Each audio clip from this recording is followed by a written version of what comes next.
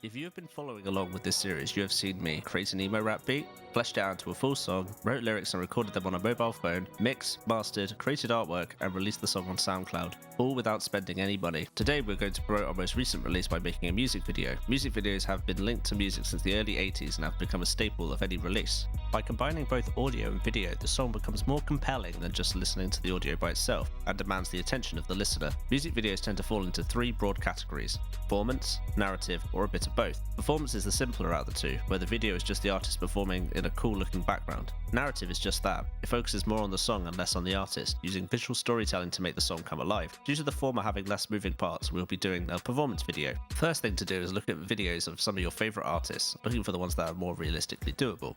For instance, I chose Witchblades by Lil Peep and Favourite Dress by Lil Tracy. Both videos look like they are shot on a phone or cheap camera and jump between two settings both inside and in an urban area.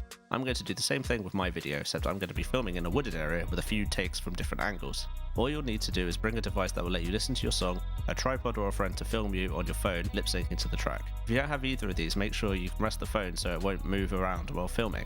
It may be a bit uncomfortable at first and feel a bit embarrassing, but after a few takes you'll just get used to it. Try to find a secluded area if you don't want people to see you. Picking times of day like early morning or evenings means you are less likely to have people around. Also, make sure you have some extra footage for bits of the song where you aren't singing or rapping. This is called B-roll and can be anything from you walking past the camera to the scenery around you.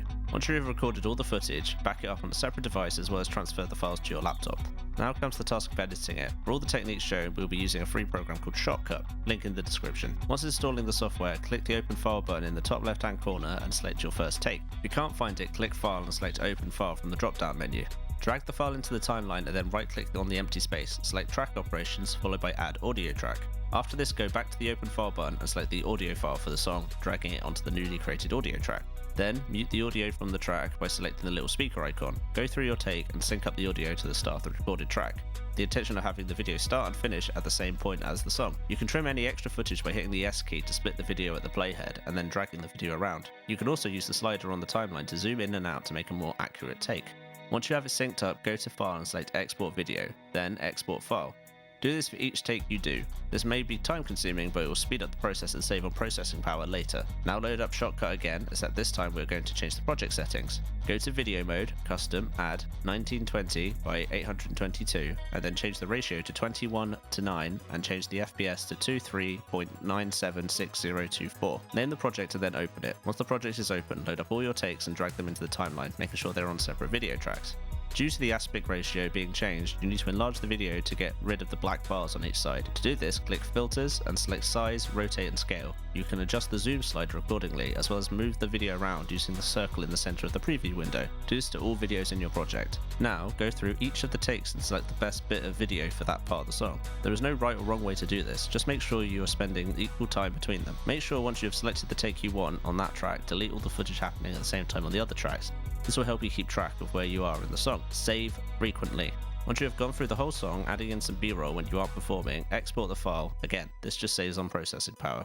Finally, we're going to color grade it. I'm not a cinematographer or color specialist, but I've watched enough videos on YouTube to learn the basics. Load up a blank Shotcut project and import your video into the timeline. Add the white balance effect from the Filters tab and select something in the shot that should be white or near white with the eyedropper tool. Then, load up the color grading filter, as well as go to View, Scopes, Video Waveform. This scope shows the contrast between your shadows and your highlights. Our aim is to have the waveform to be as close to the top and as bottom as possible. This can be done by selecting the slider next to the left-hand color wheel and dragging it down so the scope is just touching the bottom line. Then repeat this process with the slider next to the right-hand color wheel, but by dragging it up. Finally, adjust the mid-tone slider if your video is starting to look a bit strange. If at any time during this process you want to undo your changes, you can select the Reset to Default button above the relevant color wheel. Finally, in the filters, add another color grading and load up the video vector scope by going to View, Scopes, Video Vector. This scope shows how neutral the colors are in your video or what colors you have more of. By dragging the points inside the color grading wheels, you will be able to see the scope change. It's entirely up to you how you want it to look. Personally, I moved the shadows slightly into the blues and the mid-tone slightly into the yellows. Once you are happy with the overall look of the video, export it, then go through the video and find some frames you could use as thumbnails. When you find one, select File, Export Frame. As an optional step, you can go to the website Canva and search for the YouTube thumbnail preset. Here you can add text, the frames you exported, and anything else you think would make people click on the video. I have a whole video on Canva, card is in the top right. Finally, go to YouTube, make an account if you don't already have one, and select Upload Video. Then just follow the on-screen instructions. And there we have it, one music video shot and edited on a budget without spending anything. Thank you to everyone who has come with me on this journey. I've put a lot of work into this series, so hopefully some of you have found it useful. If there's anything you think I should tackle next, leave it in the comments. Again, thanks for watching. Bye bye.